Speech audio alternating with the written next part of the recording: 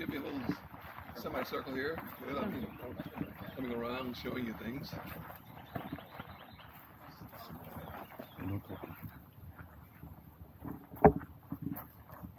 Again, very, very pleased to have you here today. I'll begin my presentation talking to you about Mr. McLeod.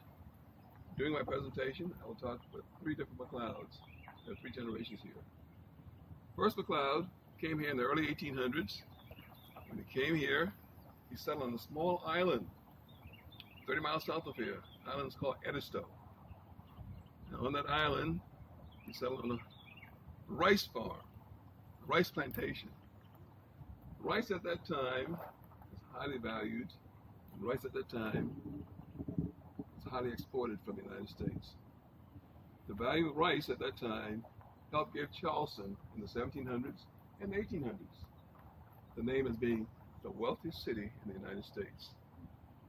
I have friends who are start professors and what have you, and so when I make that statement, they always says, "John, you got to clarify it now." So, additional information, I have to say that as the rice value declined over the years, there came another product. That product quadrupled the value of rice. That product was cotton. And cotton, folks, remember, going back to the 1800s to the 1935, those years, cotton was a highly valued export in the United States. And during that period of time, off and on, Charleston rivaled the city of Paris, the city of London, Amsterdam, as the wealthiest city in the world. The value of cotton was exceptional. And the value of cotton, folks, keep in mind, was one of the very strong emphasis in building and growing the vast economic wealth of Charleston back in the 1700s, 1800s. Now, my second topic is going to be about the people who were enslaved here, the Gullah Geechee people of West Africa. The Gullah Geechee people of West Africa had a talent and a capability of growing and cultivating rice. The slave owners, the plantation owners wanted them here because they could produce that. So they brought them here. But went to the United States, and of course, when they got them here, they soon realized they came with 12 different dialects. So now the challenge is going to be, how are we going to interpret, how are we going to creolize, how are we going to understand that? Took some time. Today, they're still pretty close, going 100 miles north, going 100 miles south. A large contingency of people and citizens in this area who speak with a very genuine Gullah Geechee accent. It's English, usually spoken very, very fast and very rapid. I have a tape here I'm going to play for you. We're going to talk about it afterwards. Give me just a few seconds to set it up here. Not exactly sophisticated computer tonight. We can talk about it after I'm through here.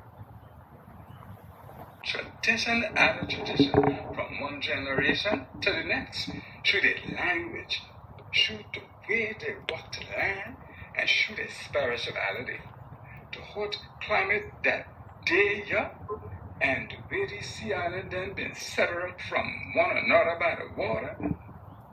Then been two more big things that make this culture way up, unlike any other culture, and special for truth. Most of the Gullah Geechee people then were ancestors that bring you to South Carolina, can come through the port with they in Charleston. That Charleston port been one of the most important ports in North America for the Atlantic slave trade. Most 40% of enslaved African then become straight through that Charleston port. At a place called the Praise House.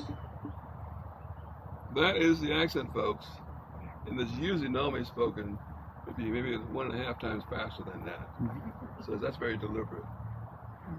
But most of the folks who have been visiting in here and have heard that, they're very quick to say to me, sounds Caribbean. True. "John, it sounds Caribbean." Almost Jamaica. No, true. It's very true. Many of the folks came here directly from Africa, but a good number of them came here by way of the Caribbean. They spent maybe 8 to 10 years in the Caribbean harvesting sugarcane. So that, folks, is still a time because the Gullah Geechee accent is still very prevalent around here. Yeah. Now, I'm going to show you, and I'm going to bring around to each of you and show you the map, continent of Africa, and show you where these folks came from. And you'll soon realize why they had all these different accents.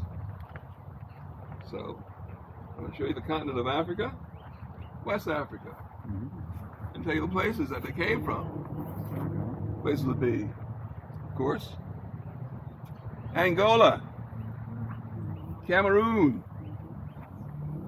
Nigeria, Ghana,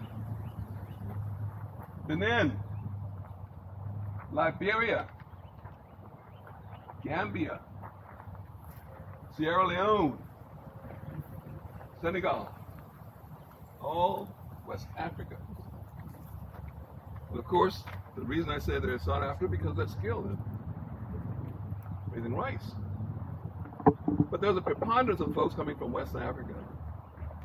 And there's another reason why that preponderance is there, and that simple reason was the fact that proximity. Here's the continent of Africa. Here's the United States of America. History books would tell you that more than 400,000 folks were brought from Africa to the United States. But you think with the whole population moving from Africa, 400,000 is a small number. The number of folks exported to South America and the Caribbean exceeded 12 million. And most of them went to Brazil. So that's why the preponderance came very much from it. Now when I show this map also, the question comes up to me, oh John, where did they place them when they brought them from Africa? The Gullah Geechees. Well, they placed them Mid-Atlantic states. North Carolina, South Carolina, Georgia, Florida, all on the coastal parts of the states. And of course, the climate temperature zone between the coast, African coast, United States, was very much the same. The United States all the way from Wilmington, North Carolina, down to St. Augustine, Florida.